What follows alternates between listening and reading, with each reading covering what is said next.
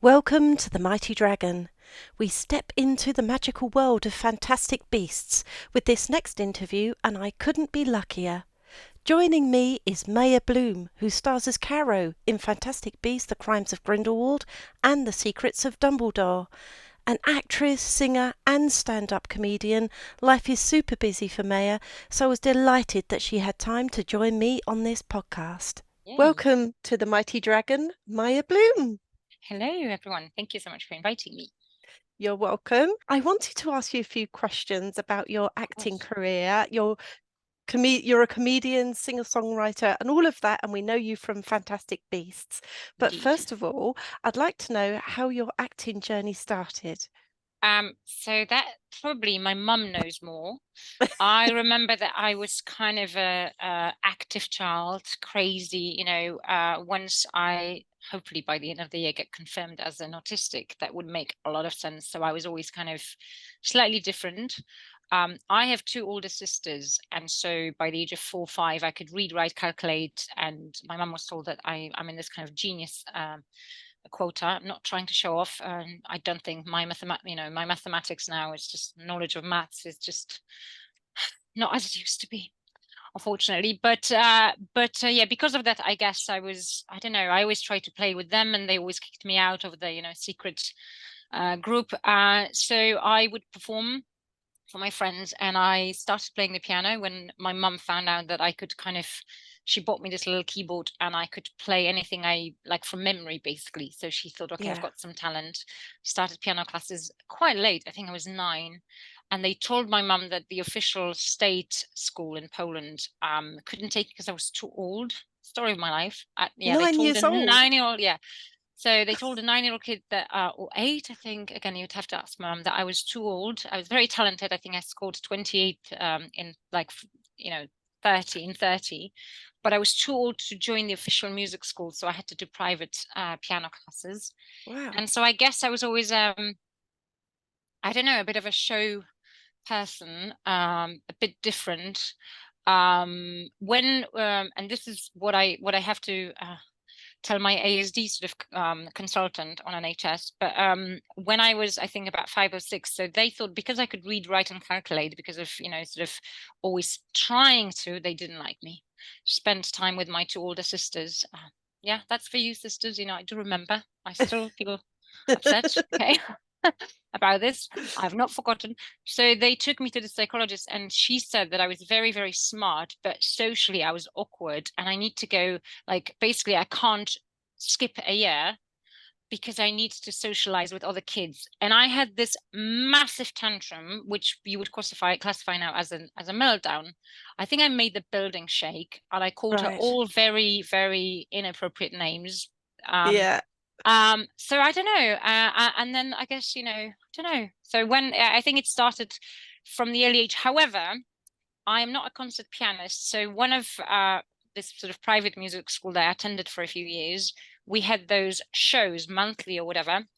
And I'll never forget, I think when I was 8, maybe. So we had those quarterly or whatever, basically little, for parents to show how well their offspring is doing, right? And so I had Yeah. this Chopin piece, whatever. And I made one mistake. And in front of all those adults and all those kids, I basically, I think, shut the piano, that's it, fuck, and run away, run out. So I think I knew that I'm not going to be a concert pianist, but there was a show element there. Okay. Yeah. So, and it was very dramatic. It's like, oh, for fuck's sake. And I just, so definitely some performer vibes there. Yes. And then, it stopped. So when you ask about my acting journey, because it kind of had to Yes. start again, because I, again, doctors, and, when I was 13, they said, okay, your voice is very, very, for some reason, your vocal cords, that's what I was told then. I had nodules, which is basically what happened to Adele in a lot of performance. But, I think I was 12 or 13. And they said to my mum, she would never be an actor. She would never be a singer. She cannot be a teacher. Both of my parents worked as teachers. Basically, her damage is, equivalent to an opera singer that's just, retiring. Oh my And so I gosh. wasn't allowed. That's why I think last week I tasted Sprite for the first time. I wasn't allowed fizzy drinks. I wasn't allowed to eat ice cream. So I always sneaked in, sort of to the kitchen at night and consumed, sorry, mum, consumed ice cream, family ice cream.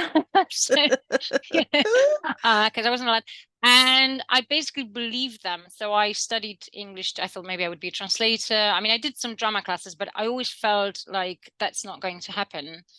Um, and then, oh gosh, officially, and then at 25, I said, I'm going to sing. I found this one doctor who said, we don't care about this. I'm going to help your vocal cords and I'm going to let you sing. And singing was always my first passion.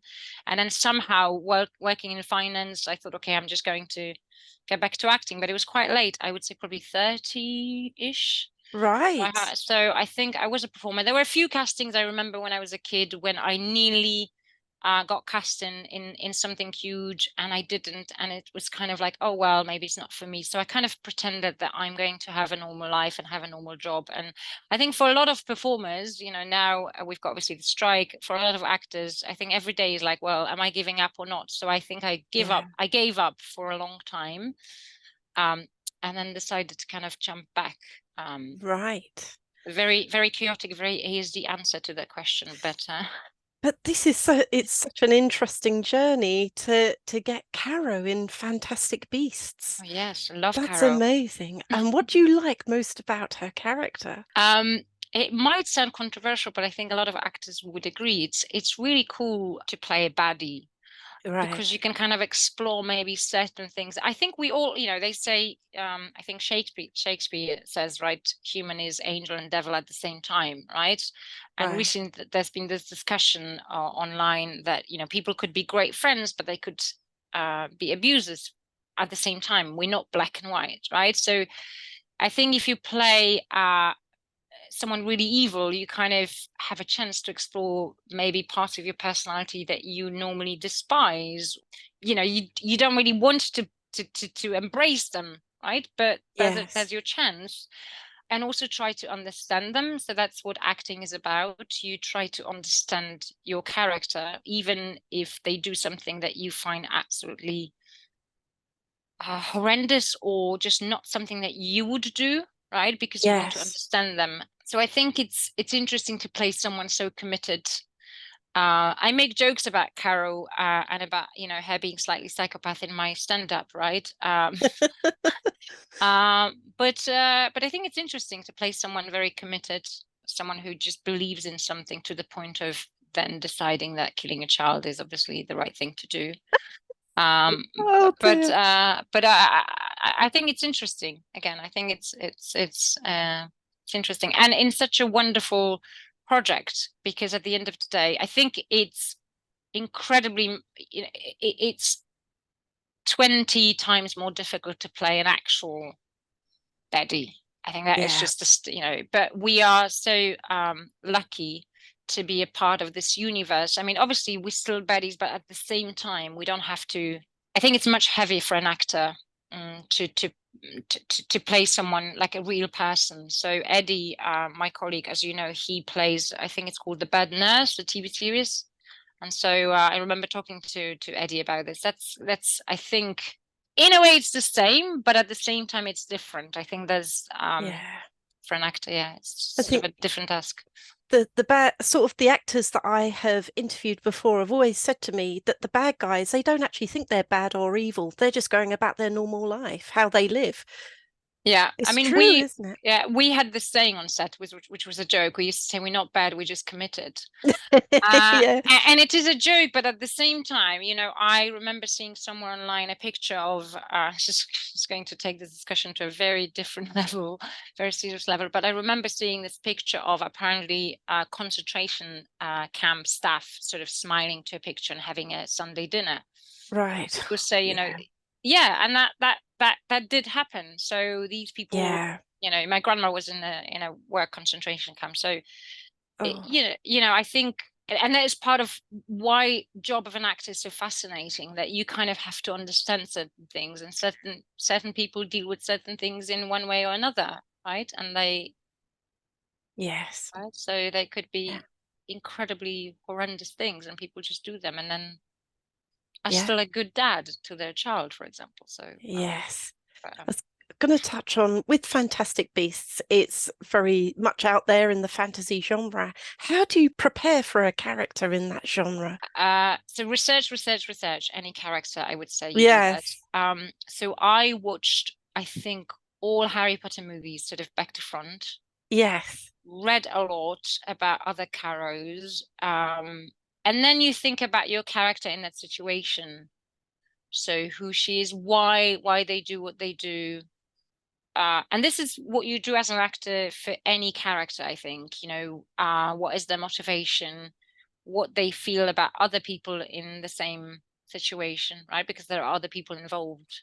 Yes. So you might do something because you want to impress someone, or because you love them, or because you hate them. One acting coach, Tom O'Brien, I think, says, when you work on a character, it's always 60% the other person. It's not you. So you kind of think about what they would do, because at the end of the day, it's a dialogue, right? So there's Yes. always there's Yeah. always the other person. I think it's incredibly fun to work in the genre because possibly you don't have that heaviness of real life, which is why we probably all love that. Yes. So Absolutely. if that answers your question. Well, that kind of answers the next one as well. There's a huge interest in the fantasy genre series at the moment. They're all the top of Netflix and everything. Why do you Mhm. think that is? Is that post-pandemic potentially? Uh, I think, well, we've post-pandemic, political situation here in the UK, cost of living crisis. We've got a war Yes. uh, Yes. between two major countries in Europe, which we, didn't have for a long time. We didn't think that would be possible, and so escapism, I Yes. guess, like any form of entertainment. And then again, if you can get transported to the world where black is black and white is white, which is Yes. not the case as we have just said here, right? Here you have lots of shades of grey. Yes. Absolutely. So potentially, it's also very beautiful and comforting. Certain parts of, fantasy world, I guess, and it's also comforting, like I said, because it's beautiful. Yeah, Mhm. absolutely. I was just going to ask about, were there any funny moments behind the scenes of Fantastic Beasts? Loads and loads and loads. So anytime we had cut, we would just play pranks on each other or have fun. So we were very serious while we were filming, and evil and killing, and we hated each other. So, I want to try to kill Newt. The moment we had cut, it was basically joke time. So loads. So two top jokers, I would say, Dan. So Dan is such a lovely, lovely person and such an incredibly talented actor. Dan, joker number one, and German Minister of Magic, Oliver Mustard, Right. and they are just unstoppable. So a lot of pranks, lots of I mean, yeah. I mean, we're very, very lucky in this franchise that everybody's so incredibly lovely, and this was obviously second movie for me, for some third. So one another. You get to know if it's a very long project, you get to know one another, and a lot of fun. Yes. Any particular, I don't know if you want any particular funny moment. Yes, please. Uh, it wasn't funny. So, I mean, it is funny for me in a way, but so again, I mentioned my blood donation today. Please give blood if you can, because I said I think it's something to do with blood pressure. And you start working on set really early, 4 a.m. Sometimes I'm a night owl, so maybe I had 2-3 hours of sleep. And at Yeah. some point, it looked like I fainted, but I didn't. So I was still with you, with everyone, but I just, just Oh my dropped on the floor. gosh. And Mads, our wonderful boss, just run across the set to check that I was okay. And I think we said that obviously if that had happened to Eddie, he would have just not budged. But so, Oh I'm sure gosh. because it's just for one of the team. And Yes. yeah, Oh, so bless. So, but nothing happened. But Maja did check that I was, one of the team was okay. So, Oh my gosh, that's quite funny and yeah. scary at the No, same I mean, time. nothing happened. It's again, it's Yeah. nothing serious. It's just, when I'm tired, so it's something to do with blood pressure. Yes. So it wasn't anything serious. But I remember we laughed that, Yeah. if this had happened to anyone on the other team, then Matt wouldn't have budged. So, Oh which I'm gosh. sure he would, because he's an incredible, wonderful, lovely human being. So Oh, and you're an actor, singer-songwriter, stand-up comedian. Do you find that you have phases when you're more pulled to do one than the other? Uh, correct, 100% correct. So I would say my first love was, and it's always going to be music, and I love Right. music, and I miss singing a lot.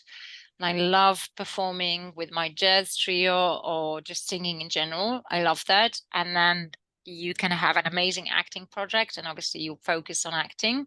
Yes. And then, as you know, I have kind of just restarted doing stand-up. So I did it once in 2018 when traveling. And then last year I said, okay, everybody kept saying, you have to do it again. So end of last year, I officially kind of started doing this, and I love it. Yeah. Um, I think comedy is very important, and making people laugh. So if I can do any comedy work, I will just, yes, please. So you kind of switch depending on what you do. Ideally, I would love to do all three at once. So if there's any new kind of Ted Lasso project with some singing, can I just be Yes. involved? I'm just saying, just hello. Yeah. Also, I speak 5 languages, so I can Oh my do all of gosh. these in 5 languages. It's So please, amazing. please, and I can horse ride, not at the same time as I play the piano, but I'll think about it. I'm sure if we could just put a piano on a horse, a very big horse, I Oh my will, God. maybe Yes. not in canter, but I will learn. Um, um, um, so I think, yes, you kind of juggle between what happens, what project you're involved in, excuse me, uh, in a particular moment, and then um, Yes. um, I have to be honest now. I mean, singing again, music, it's always going to be my first love. But now, especially, I really want to do more comedy work. I love that. I find it very, I don't know. I think it's amazing if you can make people laugh. I think it's incredibly needed. Yes. I think I'm too old to, learn to be a doctor or a nurse. So if I can help because someone can laugh, and laughter is a medicine. So I Yeah, think, absolutely. yeah.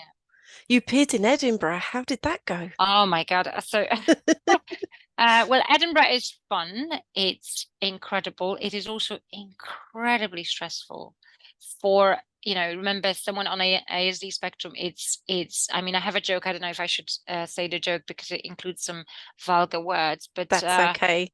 but We're not I okay. don't mind vulgar words. That's Okay. fine.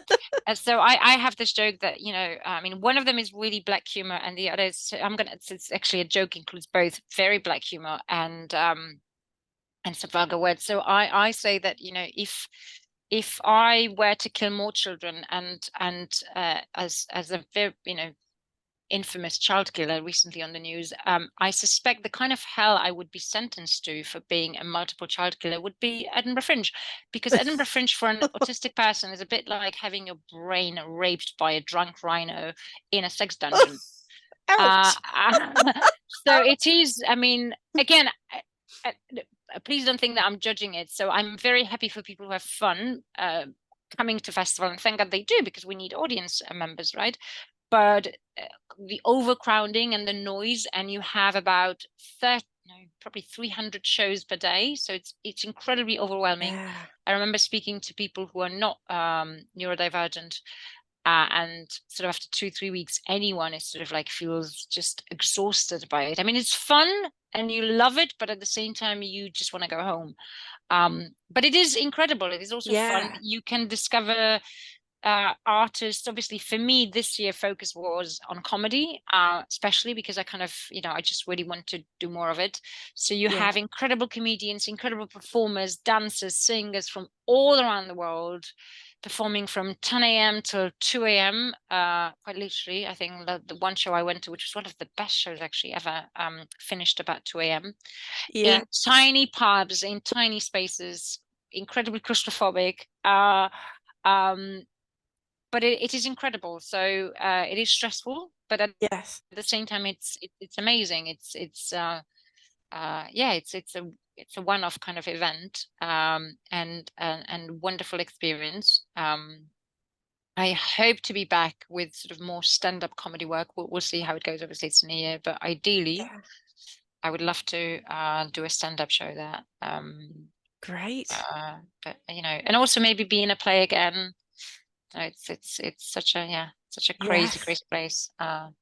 Just be ready Lovely. for very cold weather. It's sorry Scotland, but Oh, uh, yes. so, And I'm so glad to speak to you about this next question that I double checked with you before we yes. did this. Should a comedian, or do you feel any pressure to alter your material as a comedian so that you do not offend anyone? So I would kind of maybe alter that question because I think you may offend people, and that's not if you. I mean, depends what you mean by offend actually.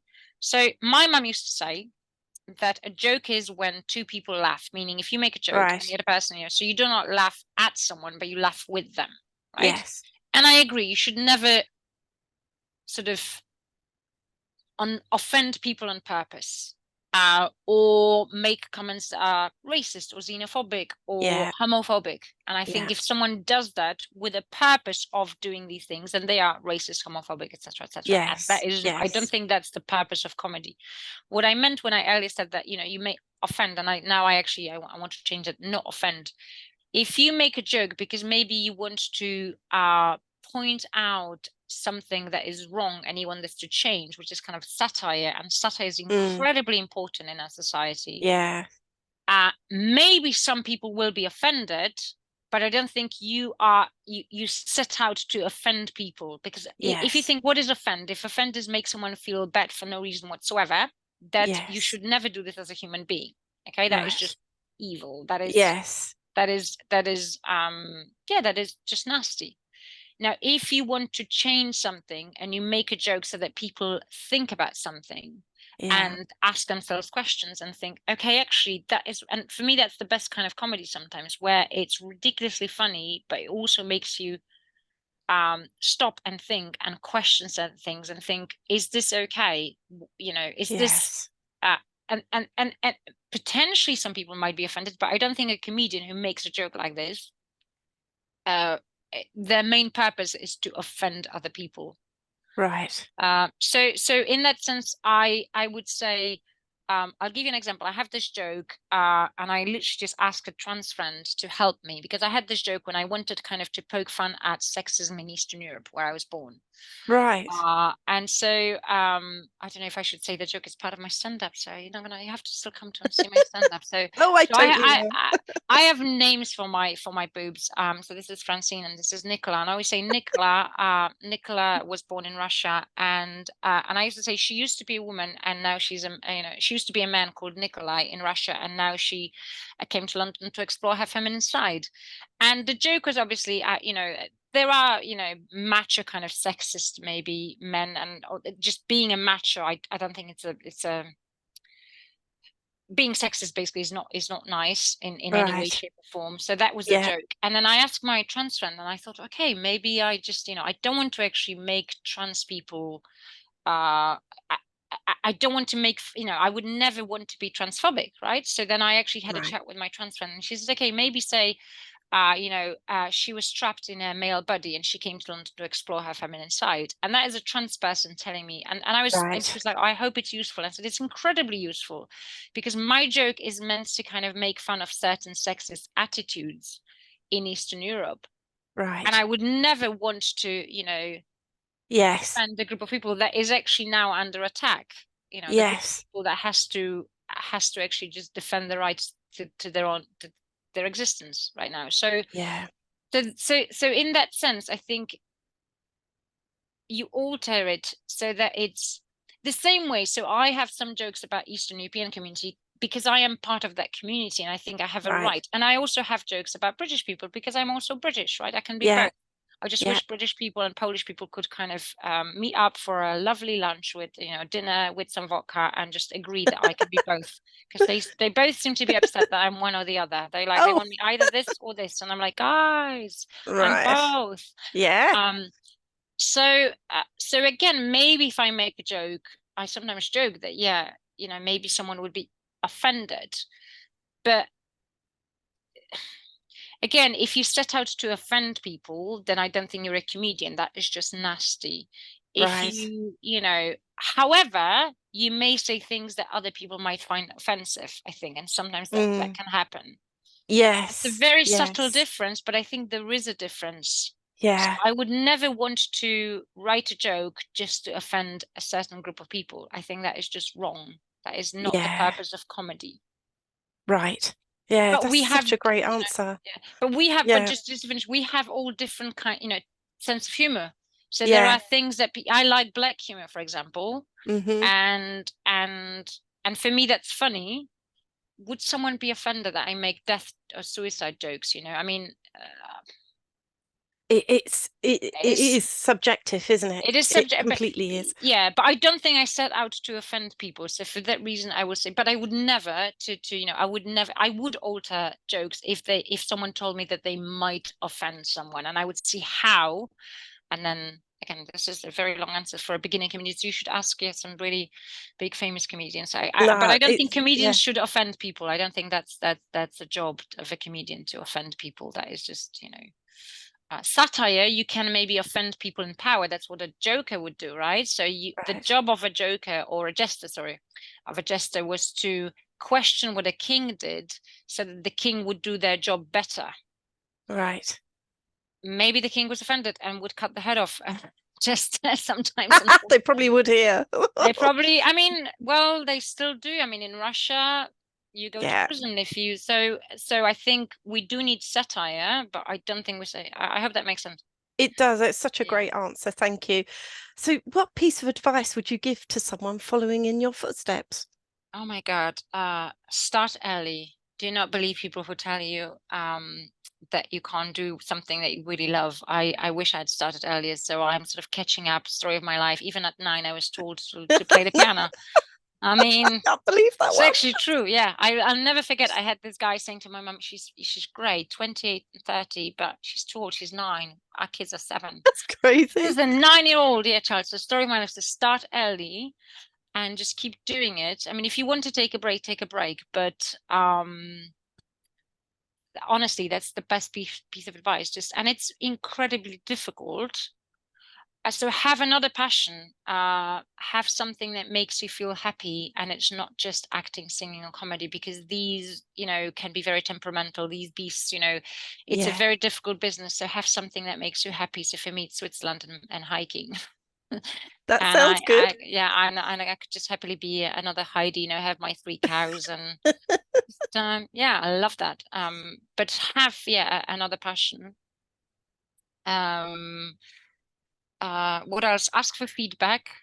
So learn. I am now learning comedy, so I will probably watch that interview in 6 months' time and be like, oh my God, what did you say? But ask for feedback. Try to build some kind of support system because it is a very difficult job.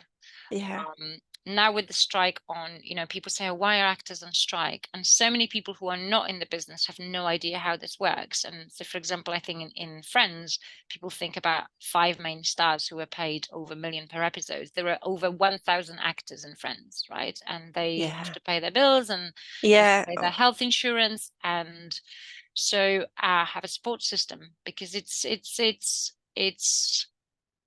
not an easy job, and there are a lot of things that you cannot change. And write, that's actually most important. I'm going to finish on that. So create your content, which is what I'm trying to do, trying to write more.